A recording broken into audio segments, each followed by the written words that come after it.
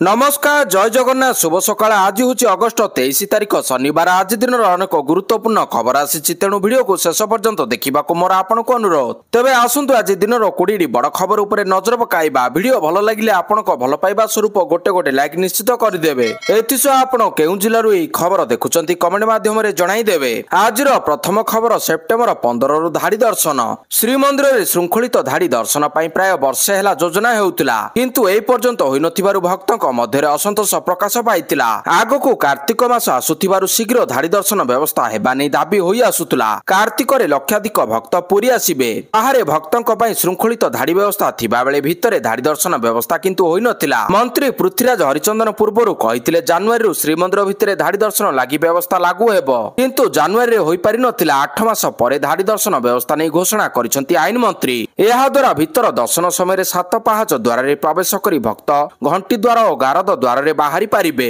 घंटी द्वार रे महिला और वरिष्ठ नागरिक, गारद द्वार रे पुरुषों पई प्रस्थान रहिबो। सेप्टेम्बर 15 सुधा धाड़ी दर्शन। तेबे एथिपई श्रीमंदिर प्रशासन प्रस्तुत अछि। खूब शीघ्र ए सब निष्पत्ति कार्यकारी करा जिवो बोली कहिसंती आईन मंत्री।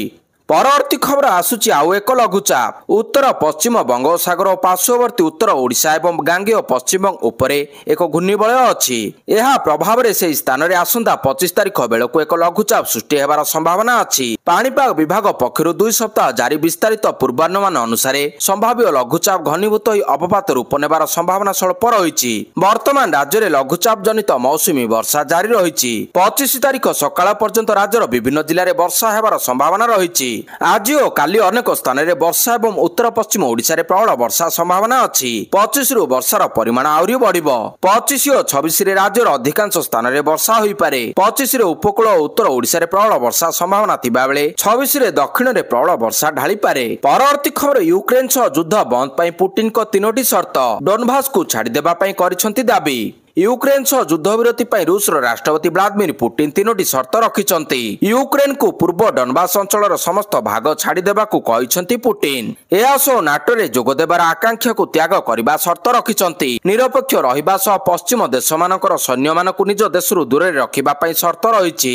क्रेमलिन उच्च स्तरीय 3 अधिकारी एही संपर्क रे सूचना दैथिबा नै अंतर्जातीय गणमाध्यम संस्था रियोटर्स रिपोर्ट करछि। परवर्ती खबर एणिकी सरकारी बस रे मागणा जिबे छात्र छात्री। स्कूल और गण शिक्षा मंत्री नित्यानंद गंडक बड़ घोषणा। एबे सरकारी बस रे मागणा स्कूल जाई परिबे छात्र छात्री। निजर परिचय पत्र देखाई मागणा रे स्कूल जिबे छात्र छात्री बोली कहिसंती स्कूल और गण शिक्षा मंत्री। एहासह मंत्री आउरी कहिसंती प्रथम रु दशम पर्यंत सब पिला मानकू मागणा पाठ्य पुस्तक मिलिबो। जातीय शिक्षा नीति अनुसार प्राथमिक शिक्षा रे व्यापक परिवर्तन हेबो। एनसीईआरटी ढांचा रे एससीईआरटी को विकसित करबा को पदक्षेप नियाजिबो। गुणात्मक शिक्षा प्रदान उपर अधिक फोकस दियाजिबो बोली मंत्री कहिसंती। परवर्ती खबर पीएम मोदी फ्रांस राष्ट्रपति सह हेले कथा। गुरुवार प्रधानमंत्री नरेंद्र मोदी एवं फ्रांस राष्ट्रपति इमानुएल मैक्रोन को मध्य अंतर्जातीय परिस्थिति संपर्क में एक गुरुत्वपूर्ण आलोचना होइतिला। फोन जोगे कथबार्ता रे प्रधानमंत्री मोदी एवं राष्ट्रपति मैक्रोन यूक्रेन और पश्चिम एशिया रे विवादर शांतिपूर्ण समाधान पाई प्रयास विषय आलोचना करछंती। प्रधानमंत्री Modi social media platform X रे लिखिसंती, मोर बंधु राष्ट्रपति मैक्रोन को सह बहुत भल आलोचना होइतिला। आमे यूक्रेन एवं पश्चिम एशिया विवाद विषय आलोचना करिछु। एहा सह भारत फ्रांस रणनीतिक सहभागिता को आहुरी मजबूत करबा पई हमर प्रतिबद्धता को पुनर्बार दोहराइछु। परवर्ती खबर बुला कुकुरों को टीकाकरण और बंध्याकरण उपरे छाड़ी देबा पई सुप्रीम कोर्ट को निर्देश। स्थानांतरण नुहे बुला कुकुर मानक इंजेक्शन और बंध्याकरण करी छाड़ी देबा पई निर्देश दैछंती सुप्रीम कोर्ट। 11 अगस्टर निर्देश उपरे रोक लगाई नुआ निर्देश दैछंती सर्वोच्च न्यायालय। तेबे रोगिणा एवं आक्रमणात्मक कुकुरों को आश्रय स्थली रे रखिबा पई निर्देश दैछंती सुप्रीम कोर्ट। कोर्ट कहिसंती बुला कुकुरों को आश्रय स्थली रे रखा जिवो नाही। बंध्याकरण और टीकाकरण करी कुकुर मानकू छाड़ी देबा पई कोर्ट निर्देश दैछंती। तेबे कुकुरों को उद्धार कला बेले उद्धारकारी टीम को अटकाइले 2 लाख टंकार जरिमाना लागिबो बोली तागिद करछंती सुप्रीम कोर्ट। केवल सेतिक नुहे सर्वसाधारण स्थान रे कुकुरों को खाइबा देबाकू मध्य बारण करछंती सुप्रीम कोर्ट। केवल निर्दिष्ट स्थान रे ही खाद्य देबा पई कोर्ट कहिसंती। एने सब राज्य को नोटिस करछंती सर्वोच्च न्यायालय। ପରବର୍ତ୍ତୀ ଖବର ଥଲପତି ବିଜୟଙ୍କ ବଡ଼ ଘୋଷଣା 2026ରେ ତାମିଲନାଡୁରେ ବିଧାନସଭା ନିର୍ବାଚନ ହେବାକୁ ଯାଉଛି। ଏହି ନିର୍ବାଚନରେ ସାଉଥ ଷ୍ଟାର ବିଜୟଙ୍କ ତାମିଲଗା ଭେଟ୍ରି କାଜାମ ଟିଭିକେ କୌଣସି ଦଳ ସହ ମେଣ୍ଟ ନ କରି ଏକାକୀ ଲଢିବ। ଚେନ୍ନାଇରେ ଏକ ରାଲିକୁ ସମ୍ବୋଧନ କରିବା ସମୟରେ ବିଜୟ ଏହି ଘୋଷଣା କରିଛନ୍ତି। ରାଜ୍ୟରେ ଶାସକ ଦଳ ଡିଏମକେ ସହ ତାଙ୍କର ରାଜନୈତିକ ଶତ୍ରୁତା ରହିଛି ଏବଂ କେନ୍ଦ୍ରରେ ଶାସକ ଭାଜପା ସହ ତାଙ୍କର ବୈଚାରିକ ଶତ୍ରୁତା ରହିଛି। ତେଣୁ ଉଭୟ ଦଳ ସହ ଟିଭିକେର ମେଣ୍ଟ ହେବା ନେଇ ପ୍ରଶ୍ନ ଉଠୁନାହିଁ ବୋଲି କହିଛନ୍ତି ବିଜୟ। 2026 ତାମିଲନାଡୁ ବିଧାନସଭା ନିର୍ବାଚନରେ ମୁଖ୍ୟ ମୁକାବିଲା ଡିଏମକେ ଓ ଟିଭିକେ ମଧ୍ୟରେ ହେବ ବୋଲି ସେ ଦୃଢ଼ୋକ୍ତି ପ୍ରକାଶ କରିଛନ୍ତି। ସେହିପରି ବିଜୟ ମଦୁରାଇ ପୂର୍ବ ଆସନରୁ ଲଢିବେ ବୋଲି ଘୋଷଣା କରିଛନ୍ତି। ପରବର୍ତ୍ତୀ ଖବର ବିହାରରେ 13,000 କୋଟି ଟଙ୍କାର ପ୍ରକଳ୍ପର ଉଦ୍ଘାଟନ ଏବଂ ଶିଳାନ୍ୟାସ କଲେ ପ୍ରଧାନମନ୍ତ୍ରୀ ମୋଦି ଶୁକ୍ରବାର ବିହାର ଗୟାରେ ଅନେକ ପ୍ରକଳ୍ପର ଉଦ୍ଘାଟନ କରିଛନ୍ତି। ଗୟାର ପବିତ୍ର ଭୂମିରୁ 13,000 କୋଟି ଟଙ୍କାର ପ୍ରକଳ୍ପର ଉଦ୍ଘାଟନ ଏବଂ ଶିଳାନ୍ୟାସ କରିଛନ୍ତି ମୋଦି। ବିହାର ଲୋକମାନଙ୍କୁ ସମ୍ବୋଧନ କରି କହିଛନ୍ତି ଶକ୍ତି, ସ୍ୱାସ୍ଥ୍ୟ ଏବଂ ସହରାଞ୍ଚଳ ବିକାଶ ସହିତ ଜଡ଼ିତ ଅନେକ ବଡ଼ ପ୍ରକଳ୍ପ ଅଛି। ଏହା ବିହାର ଶିଳ୍ପକୁ ମଜବୁତ କରିବ ଏବଂ ଯୁବକମାନଙ୍କ ପାଇଁ ନୂତନ ନିଯୁକ୍ତି ସୁଯୋଗ ମଧ୍ୟ ସୃଷ୍ଟି କରିବ। ଏହା ବିହାର ଶିଳ୍ପକୁ ମଜବୁତ କରିବ ଏବଂ ଯୁବକମାନଙ୍କ ପାଇଁ ନୂତନ ନିଯୁକ୍ତି ସୁଯୋଗ ମଧ୍ୟ ସୃଷ୍ଟି କରିବ। ଏହା ସହ ବିହାରରୁ ପାକିସ୍ତାନକୁ ଟାର୍ଗେଟ କରିଛନ୍ତି ମୋଦି। ପରବର୍ତ୍ତୀ ଖବର ଶ୍ରୀମନ୍ଦିର ଉପରକୁ ପୁଣି ଥରେ ଚଢିବାକୁ ଉଦ୍ୟମ, କାବୁ କଲା ପୋଲିସ। ଶ୍ରୀମନ୍ଦିର ଉପରକୁ ଚଢିବା ପାଇଁ ଶୁକ୍ରବାର ଜଣେ ବ୍ୟକ୍ତି ଉଦ୍ୟମ କରିଛନ୍ତି। ପଶ୍ଚିମ ଦ୍ୱାର ନରସିଂହ ମନ୍ଦିର ଦେଇ ଚଢିବାକୁ ଉଦ୍ୟମ ବେଳେ ତାଙ୍କୁ କାବୁ କରାଯାଇଛି। ସମ୍ପୃକ୍ତ ବ୍ୟକ୍ତି ଜଣକ ଉତ୍ତରପ୍ରଦେଶ ଆଜମଗଡର ବୋଲି ସୂଚନା ମିଳିଛି। ତେବେ କାହିଁକି ଏଭଳି ଉଦ୍ୟମ କରିଛନ୍ତି, ତାଙ୍କ ମାନସିକ ସ୍ଥିତି ଠିକ ଅଛି ନା ନାହିଁ ତାହା ଏପର୍ଯ୍ୟନ୍ତ ସ୍ପଷ୍ଟ ହୋଇନାହିଁ। ପରବର୍ତ୍ତୀ ଖବର ଅନଲାଇନ ଗେମିଂ ବିଲକୁ ମିଳିଲା ରାଷ୍ଟ୍ରପତିଙ୍କ ମଞ୍ଜୁରୀ। ଅନଲାଇନ ଗେମିଂ ବିଲକୁ ରାଷ୍ଟ୍ରପତି ଦ୍ରୌପଦୀ ମୁର୍ମୁ ମଞ୍ଜୁରୀ ପ୍ରଦାନ କରିଛନ୍ତି। ଏବେ ଏହି ଫାଣ୍ଟାସି ଗେମିଂ ଉପରେ ତାଲା ପଡିବ।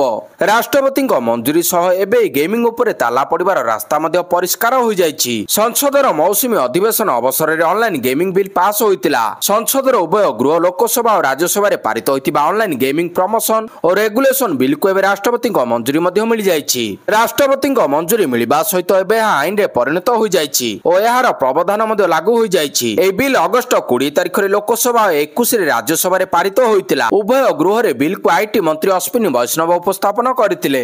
ପରବର୍ତ୍ତୀ ଖବର ବିହାରର ଏସ୍ଆଇଆର୍ ପାଇଁ ଆଧାର କାର୍ଡ ସମେତ 11ଟି ଦସ୍ତାବିଜ ଗ୍ରହଣୀୟ ହେବ, ସୁପ୍ରିମକୋର୍ଟଙ୍କ ରାୟ। ବିହାରରେ ଚାଲିଥିବା ସ୍ୱତନ୍ତ୍ର ଭୋଟର ତାଲିକା ସଂଶୋଧନ ବା ଏସ୍ଆଇଆର୍କୁ ନେଇ ବଡ଼ ରାୟ ଶୁଣାଇଛନ୍ତି ସୁପ୍ରିମକୋର୍ଟ। ସୁପ୍ରିମକୋର୍ଟ କହିଛନ୍ତି ଏସ୍ଆଇଆର୍ ପାଇଁ ଆଧାର କାର୍ଡ ସମେତ 11ଟି ଦସ୍ତାବିଜ ଗ୍ରହଣୀୟ ହେବ। ସୁପ୍ରିମକୋର୍ଟ କହିଛନ୍ତି ଯେ ଏସ୍ଆଇଆର୍ ପ୍ରକ୍ରିୟାରେ 11ଟି ଡକ୍ୟୁମେଣ୍ଟ ସହିତ ଆଧାର କାର୍ଡକୁ ମଧ୍ୟ ଗ୍ରହଣ କରିବା ଉଚିତ ଏବଂ ଏହି ସମ୍ପୂର୍ଣ୍ଣ ପ୍ରକ୍ରିୟାକୁ ଭୋଟର ଅନୁକୂଳ କରିବା ଉଚିତ। ଗତ 18 ତାରିଖରେ ସୁପ୍ରିମକୋର୍ଟ ଏସ୍ଆଇଆର୍ ଅଧୀନରେ ଡ୍ରାଫ୍ଟ ଭୋଟର ତାଲିକାରୁ ନାମ ବାଦ ଦିଆଯାଇଥିବା 65 ଲକ୍ଷ ଲୋକଙ୍କର ନାମ ଘୋଷଣା କରିଥିଲେ। ଏହି ସମ୍ପର୍କରେ କୋର୍ଟ କହିଛନ୍ତି ଯେ ଏହି ଲୋକମାନେ ଆଧାର ଓ ଅନ୍ୟ ଦସ୍ତାବିଜ ଦାଖଲ ଅନଲାଇନ କିମ୍ବା ଅଫଲାଇନରେ ନିଜର ଦାବି ଦାଖଲ କରିପାରିବେ। ପରବର୍ତ୍ତୀ ଖବର ଓଟିଟି ପ୍ରଶ୍ନପତ୍ର କେଳେଙ୍କାରୀ, 2 ଅଭିଯୁକ୍ତଙ୍କ ରିମାଣ୍ଡ ଅବଧି ଶେଷ, ଅନେକ ତଥ୍ୟ ଓଗାଳିଛି କ୍ରାଇମବ୍ରାଞ୍ଚ। ଓଟିଟି ପ୍ରଶ୍ନପତ୍ର ଲିକ୍ ଘଟଣାରେ 2 ଅଭିଯୁକ୍ତଙ୍କ ରିମାଣ୍ଡ ଅବଧି ଶେଷ ହୋଇଛି। ଅଭିଯୁକ୍ତ ସନାତନ ବିଷୋଇ ଏବଂ ରାମଜୀ ପ୍ରସାଦ ଗୁପ୍ତାଙ୍କ ରିମାଣ୍ଡ ଅବଧି ସରିଛି। ଅଭିଯୁକ୍ତ ସନାତନ ବିଷୋଇ ଏବଂ ରାମଜୀ ପ୍ରସାଦ ଗୁପ୍ତାଙ୍କ ରିମାଣ୍ଡ ଅବଧି ସରିଛି। ରିମାଣ୍ଡ ପରେ ଜେଏମ୍ପି କୋର୍ଟରେ ହାଜର କରାଇଲା କ୍ରାଇମବ୍ରାଞ୍ଚ। ରିମାଣ୍ଡ ପରେ ଚୌଦ୍ୱାର ଜେଲ ଗଲେ ଉଭୟ ଅଭିଯୁକ୍ତ। ଗିରଫ ଅଭିଯୁକ୍ତ ରାମଜୀ ପ୍ରସାଦ ଗୁପ୍ତା ଓ ସନାତନ ବିଷୋଇଙ୍କୁ ଦିନିକିଆ ରିମାଣ୍ଡରେ ଆଣି ପଚରାଉଚରା କରିଥିଲା କ୍ରାଇମବ୍ରାଞ୍ଚ ଟିମ୍। ପରବର୍ତ୍ତୀ ଖବର ପିଏମ୍ଜିଏସ୍ୱାଇ ରାସ୍ତା ନିର୍ମାଣ କ୍ଷେତ୍ରରେ ଓଡ଼ିଶା ଦେଶରେ ଚତୁର୍ଥ।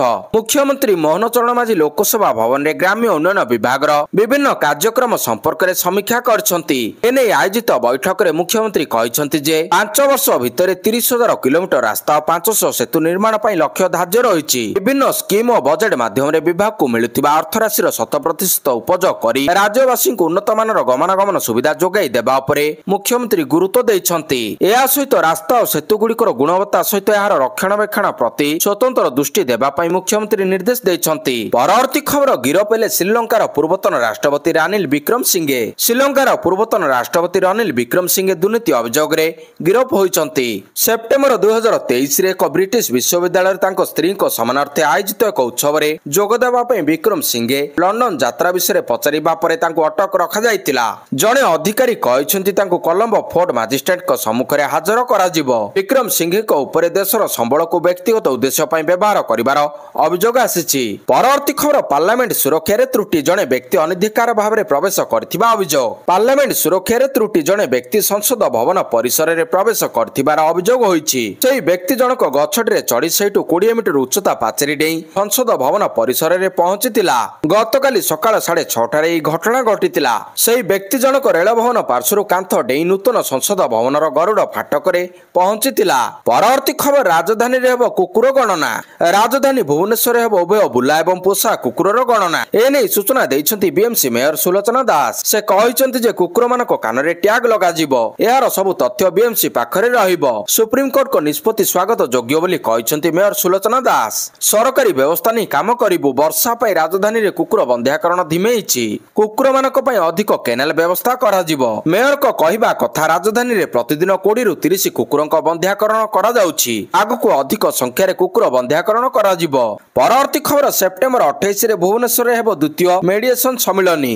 ସେପ୍ଟେମ୍ବର 28 ତାରିଖରେ ଭୁବନେଶ୍ୱରରେ ହେବାକୁ ଯାଉଛି ଦ୍ୱିତୀୟ ମେଡିଏସନ ସମ୍ମିଳନୀ। ଏନେଇ ସୂଚନା ଦେଇଛନ୍ତି ଆଇନ ମନ୍ତ୍ରୀ ପୃଥ୍ୱୀରାଜ ହରିଚନ୍ଦନ। ପ୍ରଥମ ସମ୍ମିଳନୀ ଦିଲ୍ଲୀରେ ହୋଇଥିଲା, ଦ୍ୱିତୀୟଟି ଓଡ଼ିଶାରେ ହେବ ବୋଲି କହିଛନ୍ତି ମନ୍ତ୍ରୀ। ଏହି ମେଡିଏସନ ସମ୍ମିଳନୀ କାର୍ଯ୍ୟକ୍ରମରେ ରାଷ୍ଟ୍ରପତିଙ୍କୁ ଆସିବାକୁ ଅନୁରୋଧ କରାଯାଇଛି। ପ୍ରଧାନ ବିଚାରପତି, ହାଇକୋର୍ଟ ମୁଖ୍ୟ ବିଚାରପତିମାନେ ମଧ୍ୟ ଉପସ୍ଥିତ ରହିବେ। ଆଗାମୀ ଦିନରେ ଏହି ସମ୍ମିଳନୀ ବିଭିନ୍ନ କେସ୍ରେ ଲିଟିଗେସନ କମାଇବ। ଏହି ଆଲୋଚନା ଦ୍ୱାରା ମେଡିଏସନ ଆକ୍ଟର ସୁଗମତା ହୋଇପାରିବ ବୋଲି କହିଛନ୍ତି ଆଇନ ମନ୍ତ୍ରୀ। ପରବର୍ତ୍ତୀ ଖବର, ଆଉ ଜର୍ସିରେ ରହିବନି ଡ୍ରିମ୍ 11 ଲୋଗୋ। ଟିମ୍ ଇଣ୍ଡିଆର ଜର୍ସିରେ ଆପଣ ଏଭଳି ଭାବରେ ଡ୍ରିମ୍ 11 ଲେଖା ହୋଇଥିବା ଦେଖିଥିବେ। ଜର୍ସି ଛାତି ପାଖରେ ଯେଉଁଠି ଇଣ୍ଡିଆ ଲେଖାଯାଇଥାଏ ତାର ଠିକ୍ ଉପରେ ବଡ଼ ବଡ଼ ଅକ୍ଷରରେ ଲେଖା ରହିଥାଏ ଡ୍ରିମ୍ 11।